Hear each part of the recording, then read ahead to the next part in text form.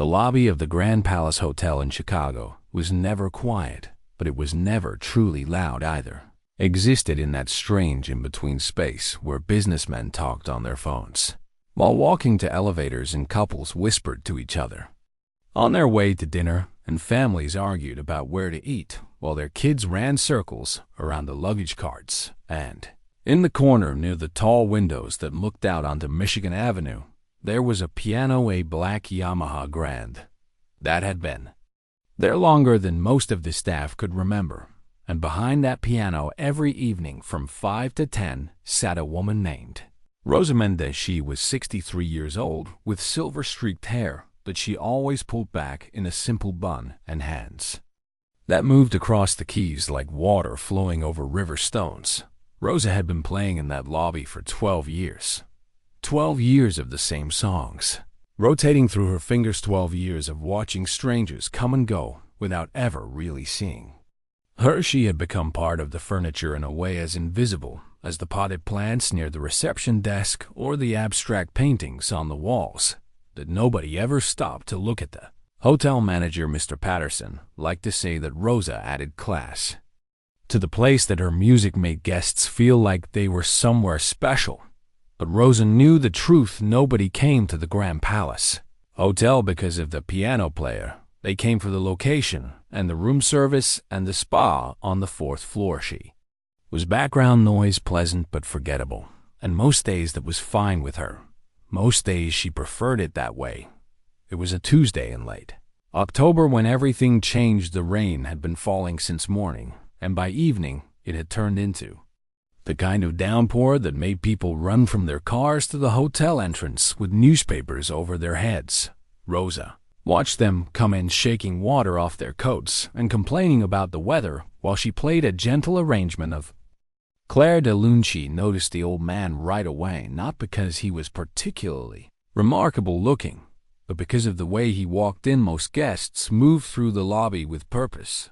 They knew where they were going, and they wanted to get there quickly. But this man walked slowly, almost carefully, like he was afraid the floor might give way beneath him if he stepped too hard.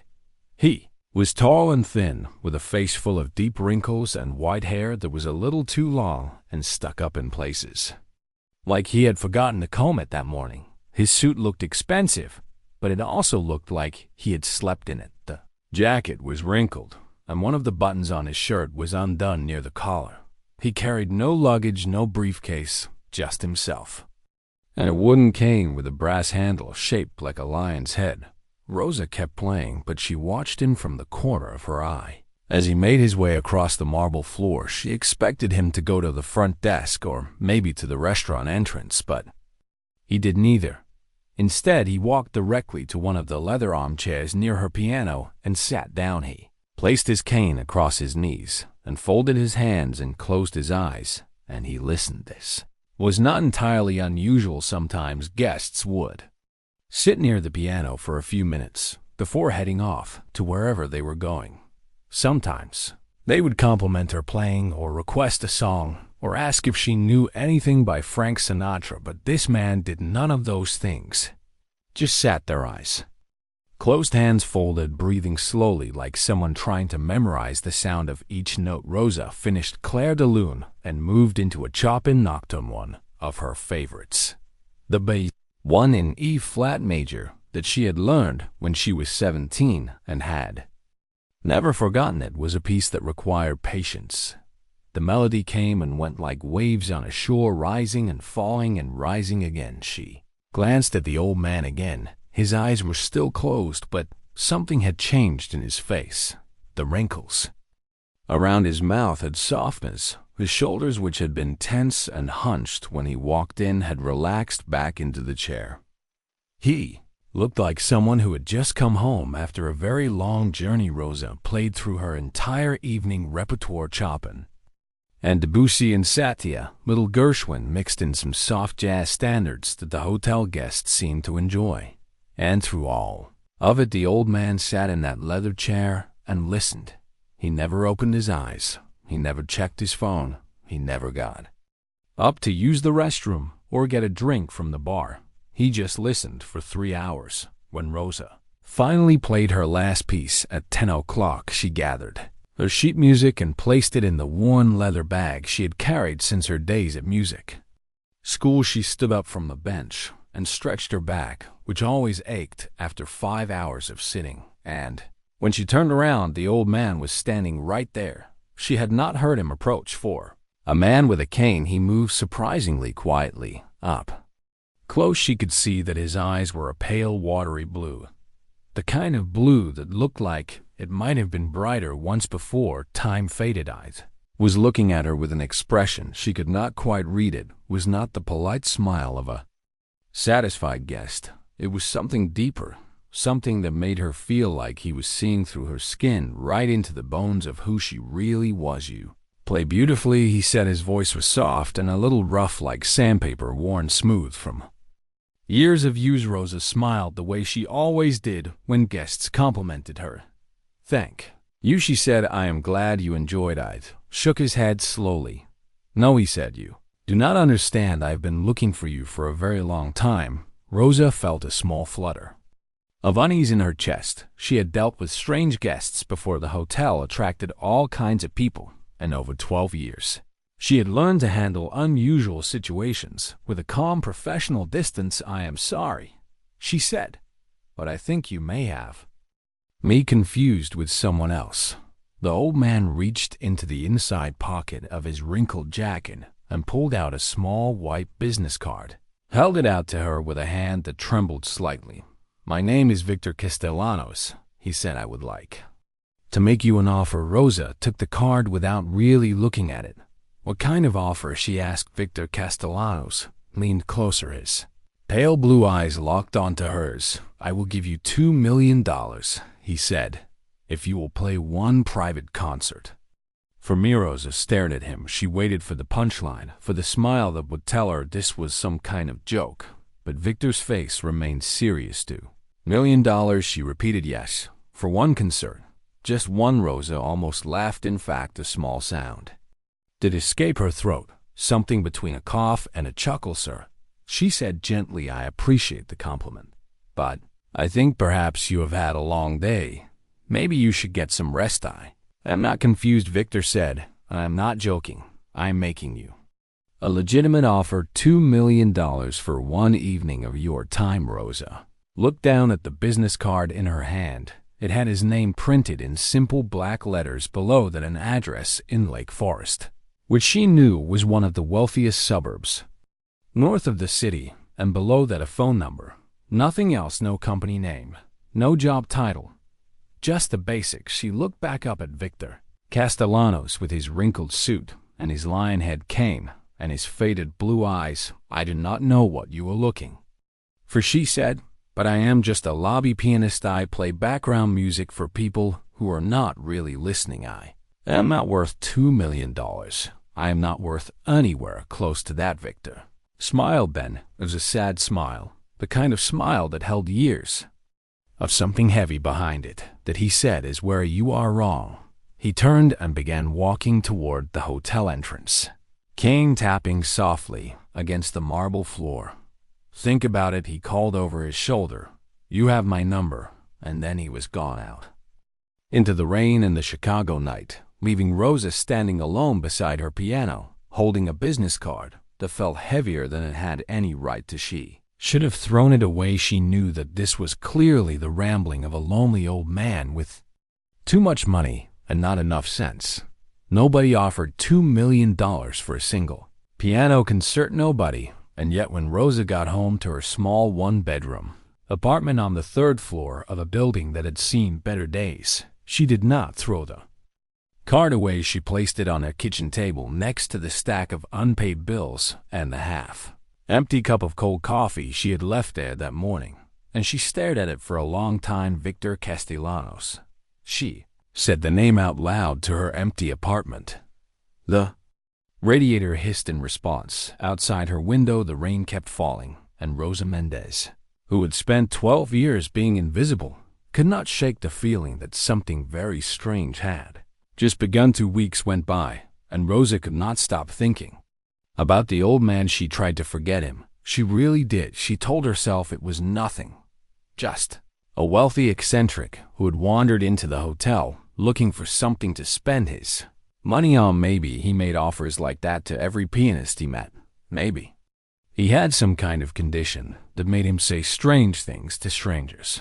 But no matter how many explanations she invented in her head, none of them felt right. There had been something in his eyes that night, something that told her he meant every word, and that terrified her more than anything else. Rosa went back to her routine. She woke up at noon because she never got home before 11. She made herself coffee and toast with butter. She watched the news for an hour, even though it always made her feel worse about the world. Then she took the train downtown to the hotel and played piano until her fingers ached and her back screamed for relief. Same songs, same lobby, same invisible existence, but now there was a business card sitting on her kitchen table, and every morning when she poured her coffee, she looked at it. Victor Castellanos. The name felt like a question she was afraid to answer on. The 15th day he came back. Rosa was in the middle of a Debussy piece when she saw him walk through the revolving doors. Same wrinkled suit, same lion head cane, same slow, careful steps across the marble floor. But this time he was not alone. Walking beside him was a younger man in a sharp gray suit carrying a leather briefcase. The younger man had the look of someone who spent his life in courtrooms and conference rooms, all business, no nonsense. Victor made his way to the same leather armchair he had occupied 2 weeks earlier. The younger man remained standing with his hands clasped in front of him like a soldier waiting for orders. Rosa kept playing, but her heart had started beating faster. She did not know why she felt nervous. She had done nothing wrong. She owed this old man nothing, and yet there was something about his return that made her feel like she was standing at the edge of a cliff, looking down into water. She could not see the bottom of. When she finished her piece, she did not wait for Victor to approach her. She stood up and walked over to him herself. "You came back," she said. "I told you I would," Victor replied. He gestured to the younger man beside him. "This is my attorney, Daniel Reyes. He's here to answer any questions you might have." Rosa looked at the attorney, gave her a polite nod, but his face revealed nothing. "Questions about what?" Rosa asked. "About my offer." Victor said, "I understand you think I am crazy. I understand you think this is some kind of trick, so I asked Daniel to bring proof." The attorney opened his briefcase and pulled out a thick folder. He handed it to Rosa without a word. She hesitated before taking it. The folder was heavier than she expected. Inside, she found documents, lots of documents, bank statements, showing accounts with numbers so large they did not seem real. A copy of a driver license with Victor's photograph and an address in Lake Forest property. Records for a house worth more than Rosa would earn in 10 lifetimes. And a letter on official letterhead from a law firm she had actually heard of, one of the biggest in Chicago. The letter confirmed that Victor Castellanos was a client in good standing, and that any financial commitments he made would be honored through a trust managed by the firm. Rosa read through the papers slowly. Her hands were trembling, and she hoped neither of the men noticed this. "Is real," she said. It was not a question. It was more like she was trying to convince herself it is real. Victor confirmed, "I am not a con artist. Rosa, I am not trying to trick you or hurt you or take anything from you. I am simply a man with more money than time who wants to hear you play." Rosa closed the folder and handed it back to the attorney. "Why?" she asked. "Why me? Why would you pay $2 million to hear some lobby pianist play one concert? There are thousands of musicians in the city, real musicians, people who play at Symphony Center and record albums and tour the world. Why would you come to a hotel lobby and choose me?" Victor was quiet for a long moment. The noise of the lobby filled the silence, phones ringing, guests talking, luggage wheels rolling across the floor.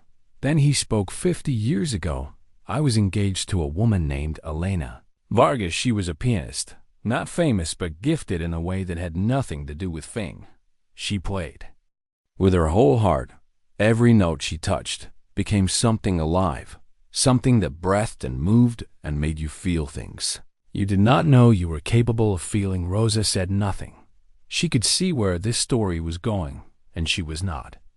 Sure, she wanted to hear the rest. We were supposed to be married in June of 1974. Victor continued 1 week before the wedding. Elena had a recital scheduled at a small concert hall on the north side. It was going to be her last performance.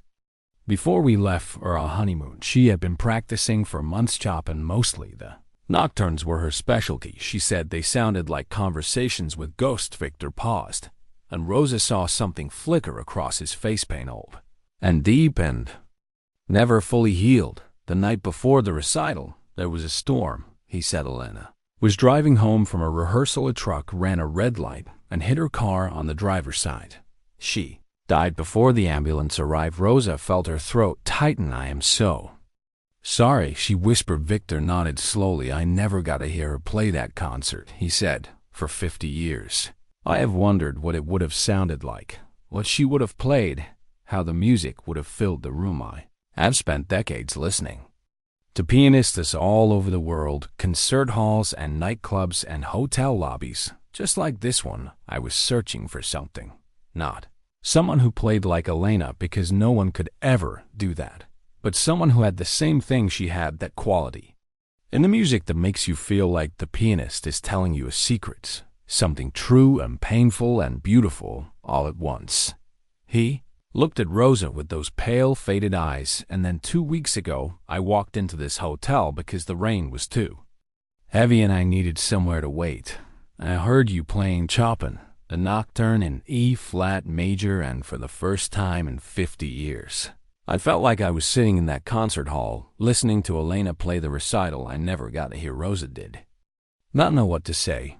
Her mind was spinning with 100 different thoughts and emotions. She felt honored and overwhelmed and terrified all at the same time. Mr. Castellanos, she began. Victor, he corrected gently. Victor, she said, I do not know what to tell you. I am flattered that my playing moved you. Truly I am. But I am not the person you think I am. Am not some undiscovered genius. I am a 63-year-old woman who plays background music for people who are not listening. I have not performed a real concert in over 40 years. I do not think I even remember how. Why not? Victor asked. The question hit her like a punch to the chest. Why did she stop performing? Why did she give up everything she had worked for and retreat to the anonymity of hotel lobbies and empty practice rooms? The answer to that question was buried so deep inside her that she had almost forgotten it was there. That is a long story, she said. I have time, Victor replied. No, Rosa said. Her voice came out sharper than she intended. No, you do not. Victor smiled that sad smile again. You are right, he said. I do know. Reached into his jacket and pulled out a folded piece of paper. He handed it to her. This is a letter from my oncologist at Northwestern Memorial. I was diagnosed with pancreatic cancer 6 months ago. The doctors say I have maybe 6 more months if I am lucky. Rosa unfolded the paper and read it. The medical terminology was dense, but the conclusion was clear, stage 4, inoperable, terminal. She looked up at Victor, and for the first time she saw him not as a strange old man with a crazy offer, but as a human being running out of time, a man trying to find one last moment of peace before the end.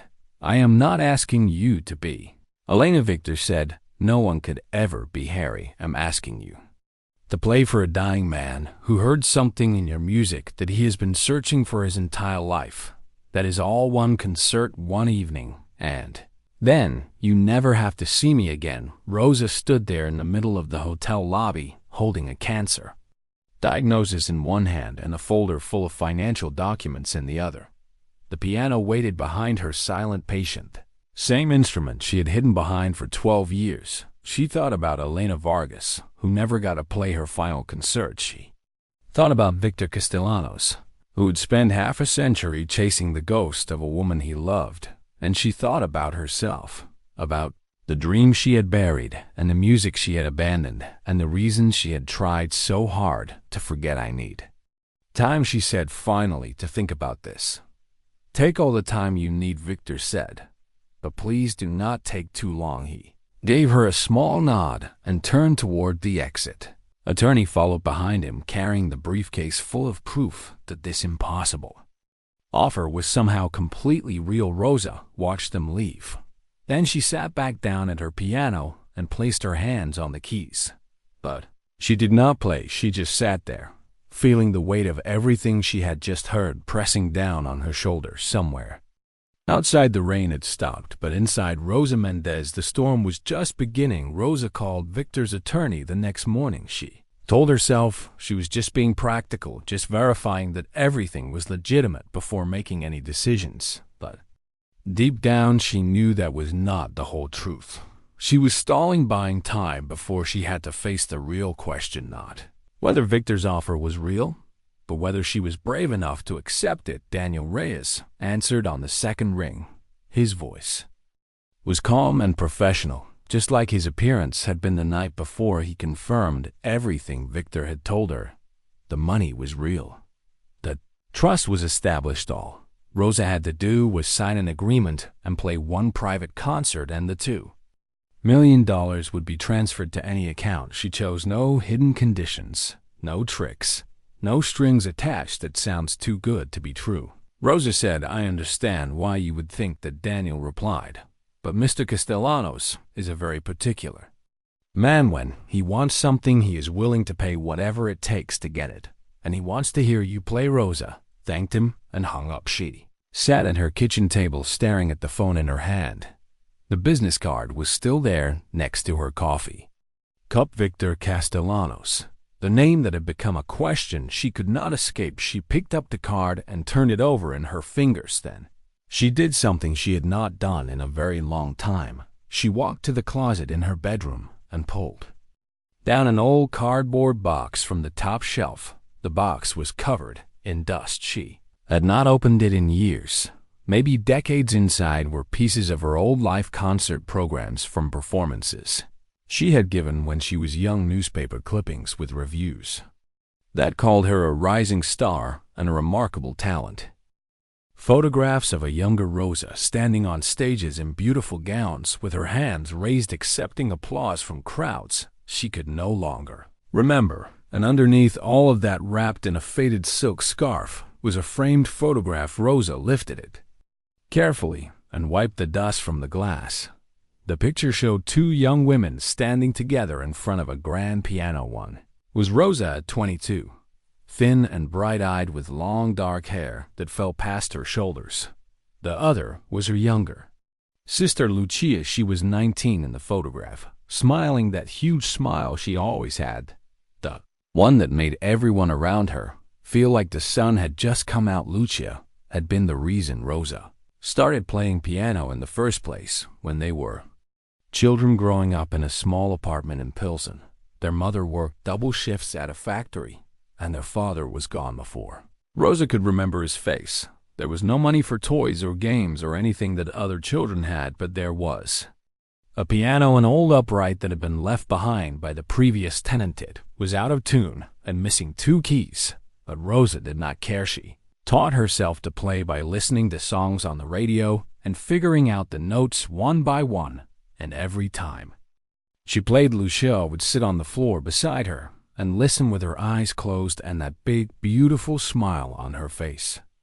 "You sound like magic," Lucia used to say, "like you are talking to angels." Rosa had laughed at that, but secretly she loved it. She loved knowing that her music could make her little sister happy.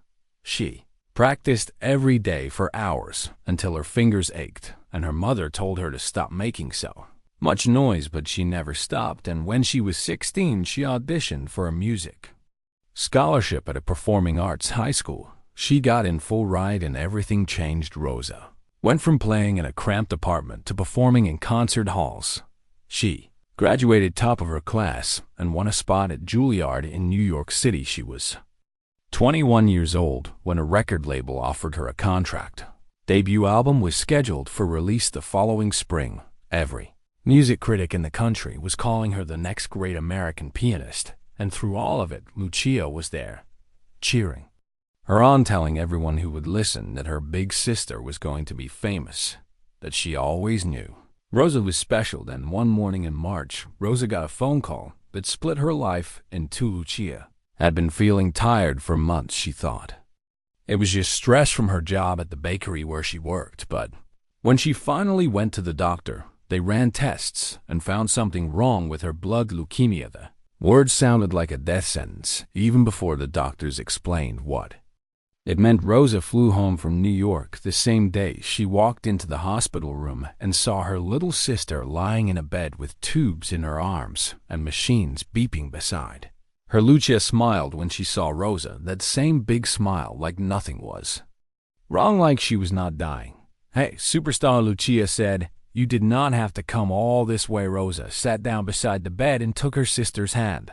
"Course I did," she said. "I will always come for youth." Doctors said Lucia needed treatment, months of chemotherapy and transfusions and procedures that would drain her body and her spirit. There was a chance it could work, a small chance, but a chance. Rosa did not hesitate. She called her manager and told him she was taking a break from performing, just for a while, just until Lucia got better.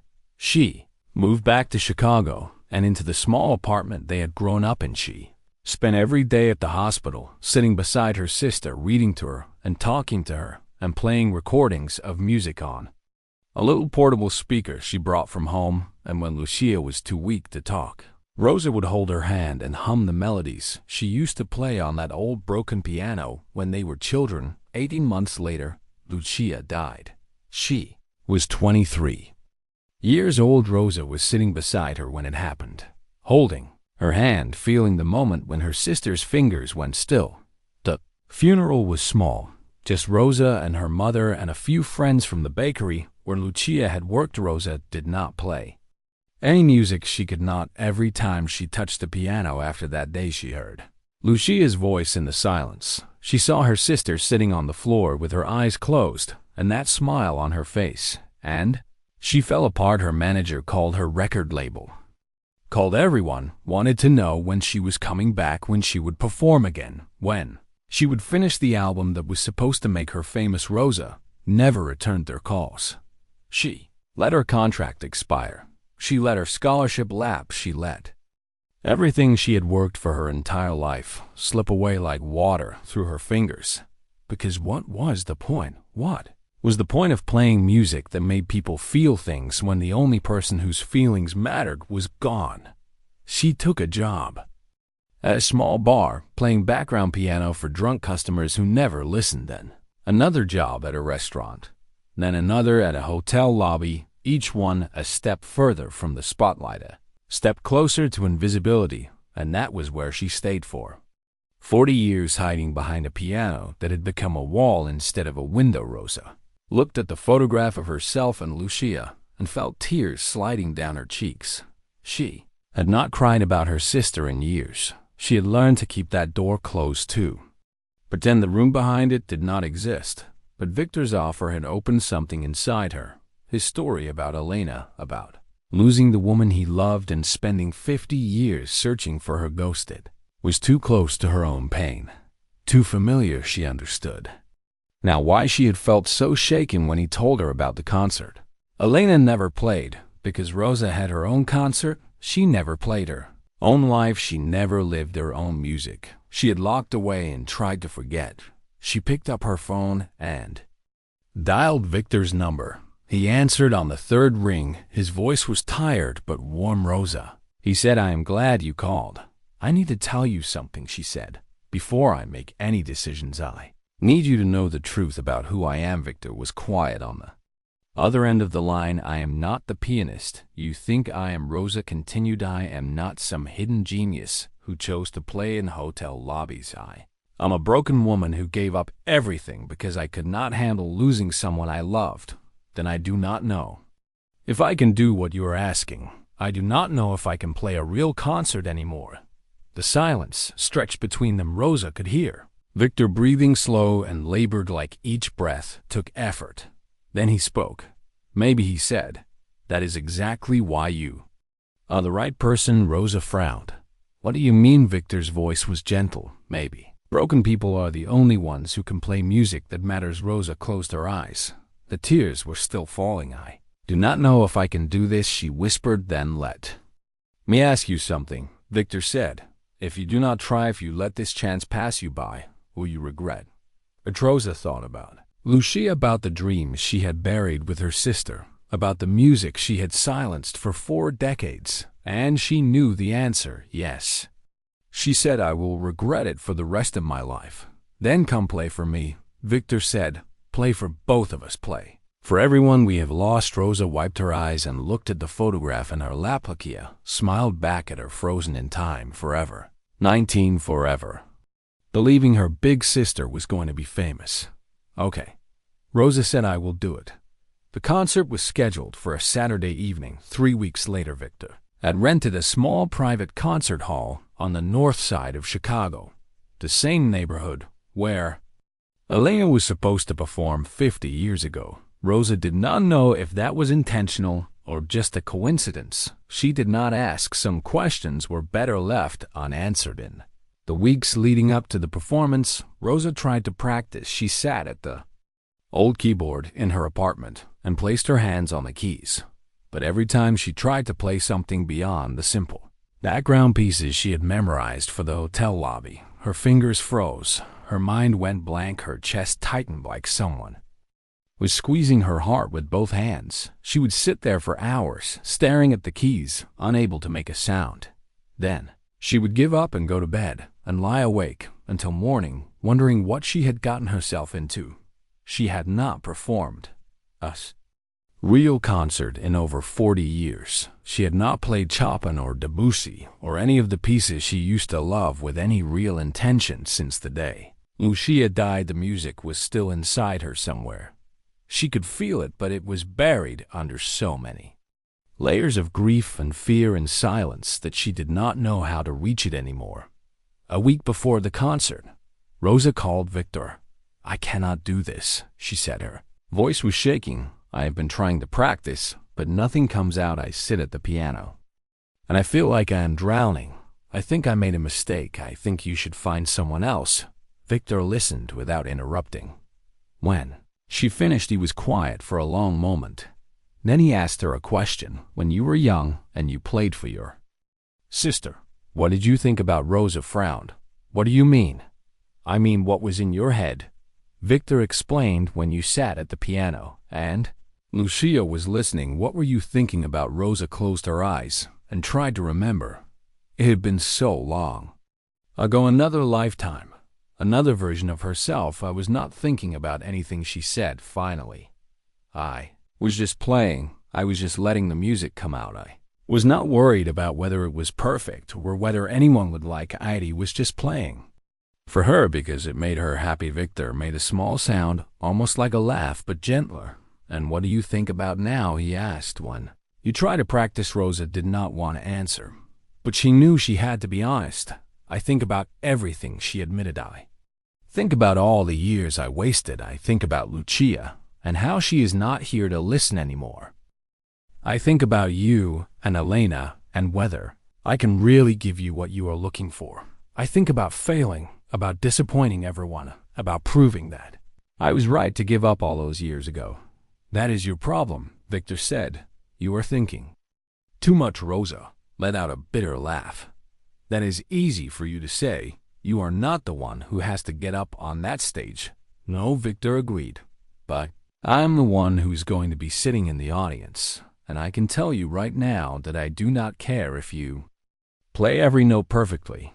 I do not care if you make mistakes. I do not care if you forget a passage or have to start over. All I want is to hear you play the way you played that night in the hotel lobby, with your whole heart, with everything you have been holding back for 40 years.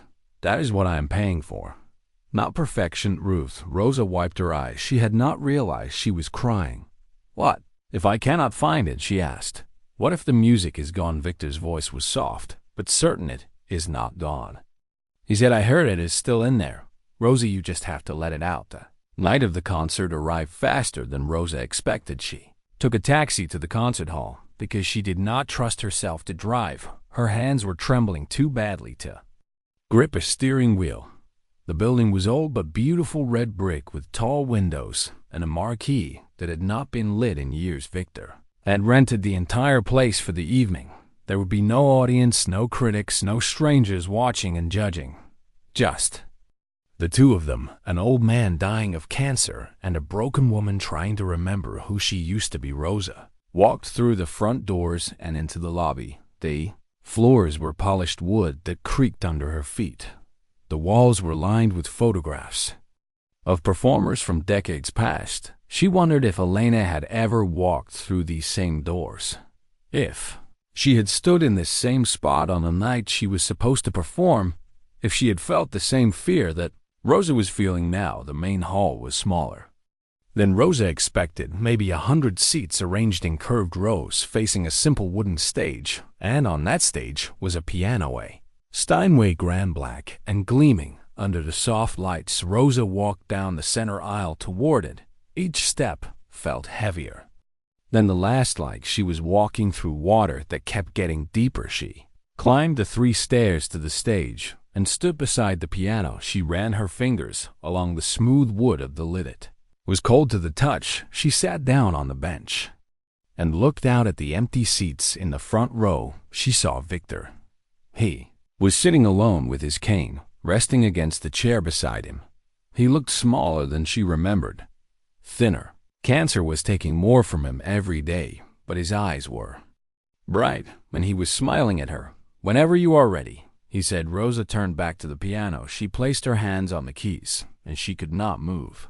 Fear was back, worse than before, wrapped around her chest like a rope and squeezed until she could barely breathe. She thought about all the concerts she had missed, all the stages she had abandoned, all the years she had spent hiding from this exact moment. And she thought about Lucia, about how her sister would have been so disappointed to see her like this, frozen, terrified, unable to play. Rosa felt tears building behind her eyes. She was going to fail. She knew it. She was going to sit here in front of this dying man and prove that she was exactly what she had always believed herself to be: coward, fraud, a woman who gave up on herself and never found the courage to try again. Then she heard footsteps, slow and careful, coming up the stairs to the stage. Turned and saw Victor walking toward her. His cane tapped against the wooden floor with each step. His breathing was labored, and she could see the effort it took him just to move. He should not have been walking at all. He should have stayed in his seat, but he came anyway. He reached the piano and stopped beside her. From his jacket pocket, he pulled out a photograph. It was old and faded with creased corners, like it had been folded and unfolded 1,000 times. Placed it on the music stand in front of her. The photograph showed a young woman sitting at a piano. She had dark hair and bright eyes, and a smile that looked like it held a secret. Rosa stared at the picture. Then Victor pulled out another photograph. This one was the picture Rosa had shown him during one of their phone conversations. Lucia, at 19, standing in front of the old upright piano in their childhood apartment, smiling that huge, beautiful smile. Victor placed it on the music stand beside Elena. 2 women who never met. 2 lives cut short. 2 people who had loved music and been loved by the people sitting in this room. Play for them, Victor whispered. Play for all of us who lost someone and never got to say goodbye. Rosa looked at the photographs. Elena and Lucia, side by side, strangers, connected by grief and music, and the 2 broken people who still carried them in their hearts. Something shifted inside her. The rope around her chest loosened. The fear did not disappear, but it moved aside, just enough to let something else through. Something older, something stronger. Rosa placed her hands on the keys. She closed her eyes and she began to play. The music came slowly at first, tentative and certain, like a voice that had not spoken in years, trying to remember how to form words. But as she played, the notes began to flow more easily. The melody found its shape. The rhythm found its pulse, and Rosa found herself somewhere she had not been in 40 years. She was not in a concert hall anymore. She was back in that small apartment in Pilsen, sitting at the broken upright piano with the missing keys. And Lucia was beside her, eyes closed, smiling, listening. "You sound like magic," her sister's voice echoed in her memory, like you were talking to angels. Rosa played. She played Chopin and Debussy and Rachmaninoff. She played pieces she had not touched since Juilliard. She played songs she had written herself and never performed for anyone. She played for 2 hours without stopping, and somewhere in the middle of it all, she stopped being afraid. She stopped thinking about perfection and failure and all the years she had wasted. She just played for Lucia, for Elena, for Victor, for herself, for everyone who had ever lost someone and wished they could hear their voice. One more time, when she finally lifted her hands from the keys, the silence that followed was not empty. It was full, heavy with something that words could not describe. Rosa opened her eyes and looked out at the audience. Victor was still sitting in the front row. Tears were streaming down his face. His eyes were closed, and he was smiling, the same smile Elena had in the photograph, the same smile Lucia always wore, like he had finally found what he had been searching for. Rosa sat at the piano with tears on her own cheeks, and for the first time in 40 years, she did not feel broken. She felt whole. After the concert, Rosa and Victor sat together in the empty hall for a long time. Neither of them spoke. There was nothing that needed to be said. Music had done all the talking. Victor's face looked different than it had when she first met him. The tension that had lived in the lines around his mouth and eyes had softened. He looked tired, but it was a peaceful kind of tired. Exhaustion of someone who had finally set down a weight they had been carrying for too long. "Thank you," he said eventually. His voice was barely above a whisper. Rosa shook her head. "No," she said. "Thank you. I did not know I still had that inside me. Thought it was gone forever." Victor smiled. "It was never gone." He said, "You just forgot where you put it." They sat in comfortable silence for another few minutes.